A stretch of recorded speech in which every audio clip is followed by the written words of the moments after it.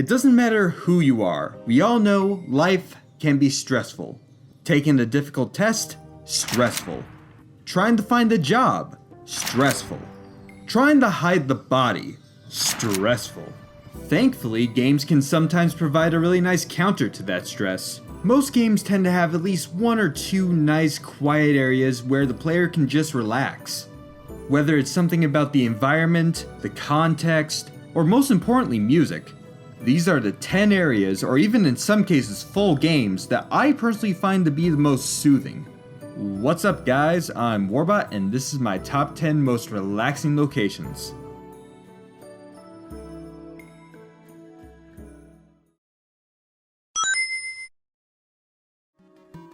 Alright, let's start this list out with something I think everyone can understand right from the get-go, and that of course is Minecraft. Minecraft, for the most part, is relaxing. At least when you're on the surface during the daytime. But during the nighttime or when you're in the nether, not so much.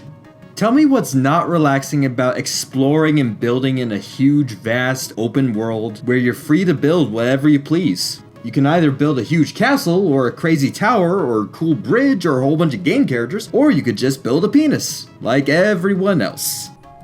Some of you must be asking why this isn't higher on the list. Well, while you're playing with friends, this place is extremely relaxing and just pleasant to be in, but when you're by yourself, the place is a bit calm. Like, too calm. To the point of actually being kind of creepy. You could just be wandering the world and then out of nowhere you would just hear and have shivers go right up your spine. It's kind of like expecting a phone call from a really close friend only to be unpleasantly surprised by, well... I heard you like to build penises. I have a project I'd like to talk to you about. Give me a call. Creepy.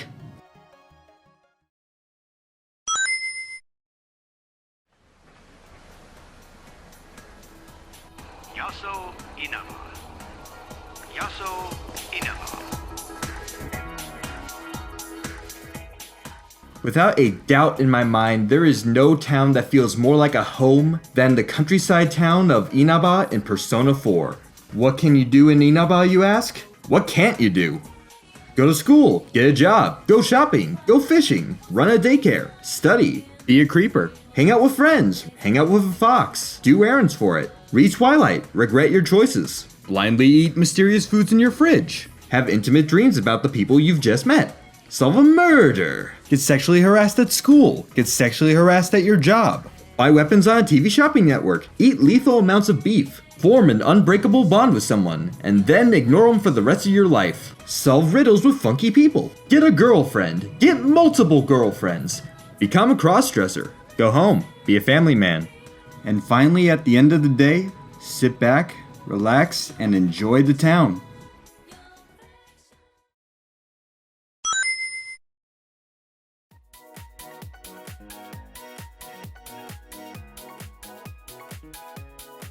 You know, when it comes to 2D platformers, my favorite franchise is usually a toss-up between 2D Rayman. 3D Rayman does not exist in the land of me.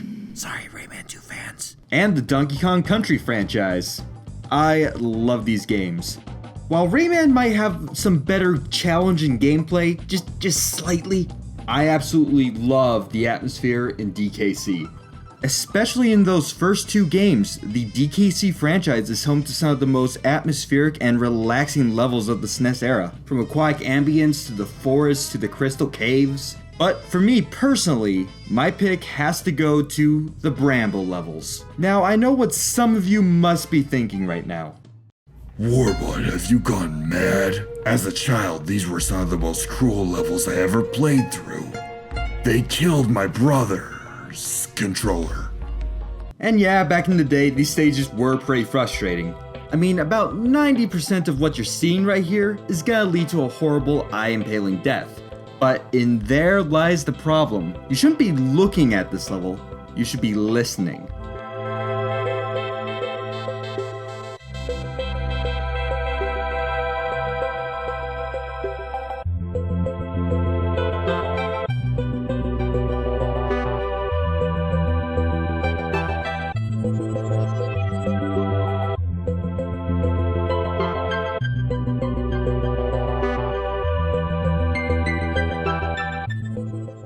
Yeah, feel better?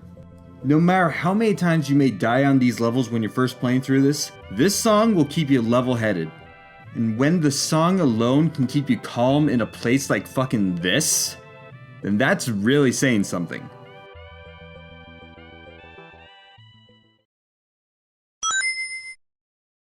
Number 7. Not League of Legends. Aced. Ugh.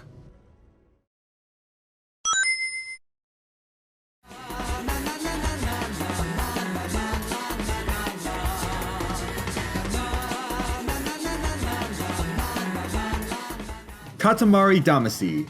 You know it, I know it, everyone knows it. This game is fucking nuts, and we love it for that.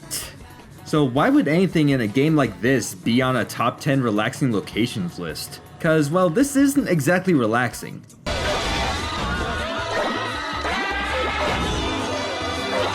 The point is, the entry on this list is not a traditional level or a location, but rather a menu. By heading over to the home planet and hitting View Constellations, you can actually view all the stars and constellations that you've been creating throughout the entire game. I'll just leave you alone for a little bit.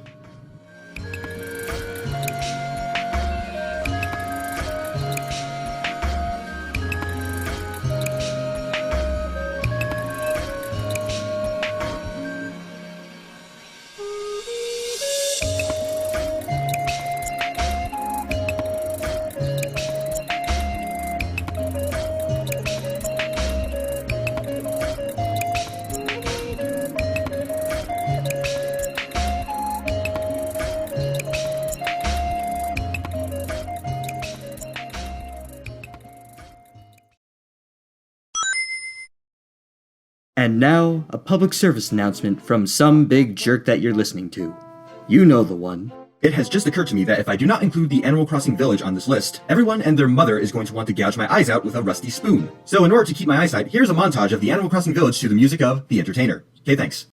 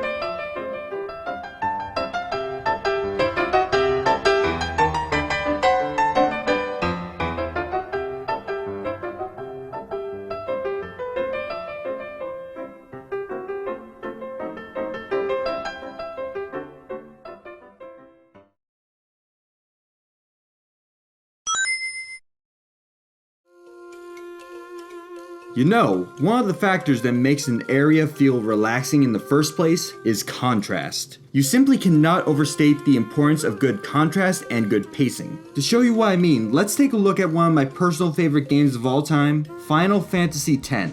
Now, granted, being a Japanese RPG, Final Fantasy X is a pretty slow-paced game, but it doesn't feel like it's wasting your time at the beginning, unlike some other games. I'm looking at you, FF13. Yo, you guys, I swear it gets better after 20 hours. You just gotta give it time. FF10 does not waste your time. From the very start of the game, it is fast-paced with Zanarkand getting attacked by Sin. Unrelated side note. Sin, great name for a villain. Barthandelus, not so great name for a villain. Anyway, back on topic. After Sin's attack, you are taken to some really dark and dank places for the next couple hours. It's not really for that long, but just long enough to make you think, gosh darn it, when is this game gonna lighten up? And at that moment of bad accents and weird voice modulations, you finally land in the Isle of Besaid.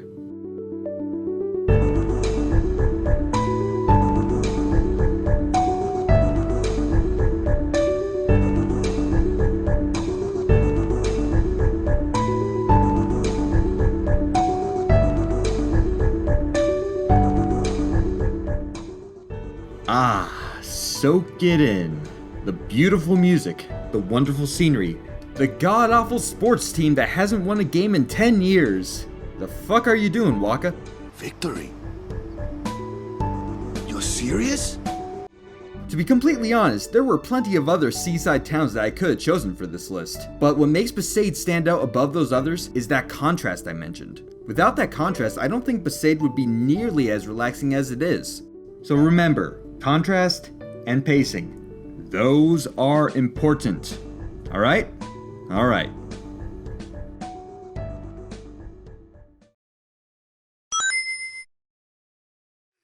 Oi, you.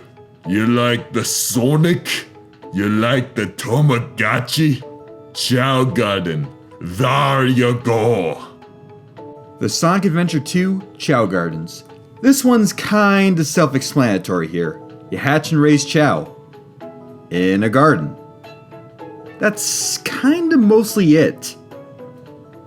You can feed them fruit. Eat the fruit. Come on. Eat the fruit. No, don't put it away. You bastard.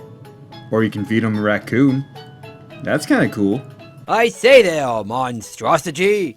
Do you know the times? That's kind of it. Moving on. Don't worry, buddy. Don't worry, buddy. Don't worry, buddy. Don't worry, buddy. Don't worry, buddy.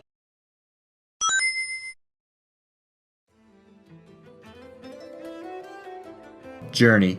I've already talked about this in a previous video, so I'll be quick. Long story short, Journey is great, Journey is relaxing, and if you haven't played it yet, go check it out. It's a magical game. Anyway, for this entry, out of all of the beautiful levels in this game, my personal pick has to go to Chapter 3, The Desert. Why is that the case? Well, because this is the only part of the game that really encourages you to explore the level. So when I finally got to this part, I took my time and explored every single nook and cranny in that stage. And something about exploring that desert just felt really magical to me and really soothing. I can't quite put my finger on it, but if you played it yourself, you'll know exactly what I mean.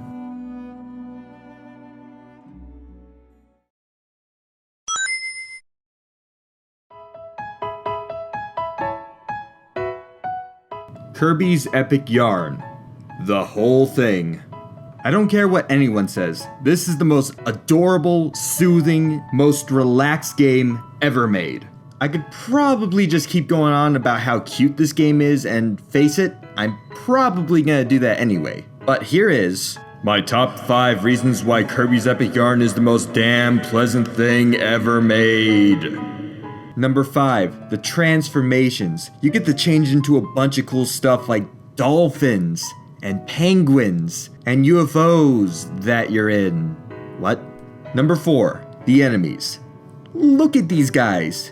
Do you want to fight enemies like this? No, you want to hug them. Look at that Waddle Dee, he doesn't even hurt you, he just falls on his face. Aw, look at that. Hell, even murder is adorable in this game. Yeah, take it. Aw, look at that. It's like I didn't even kill that guy. Number 3. This game is so pleasant, so nice, so low-key, and so sincere that you cannot die. You just become a little less rich. But hey, money doesn't make you happy. Only the things you buy with money make you happy. Wait a minute. Number 2. The music.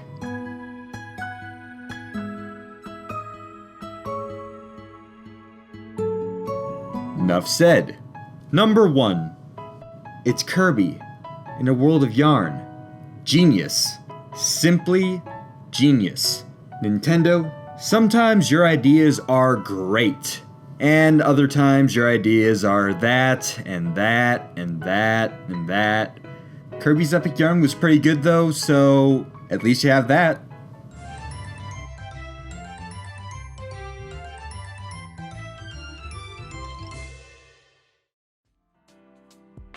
Hey guys, thanks for watching. As always, let me know what your personal picks for the most relaxing locations are in the comments below.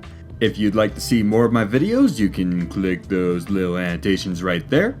Anyway, thanks for watching, and I'll see you later guys. Have a good one.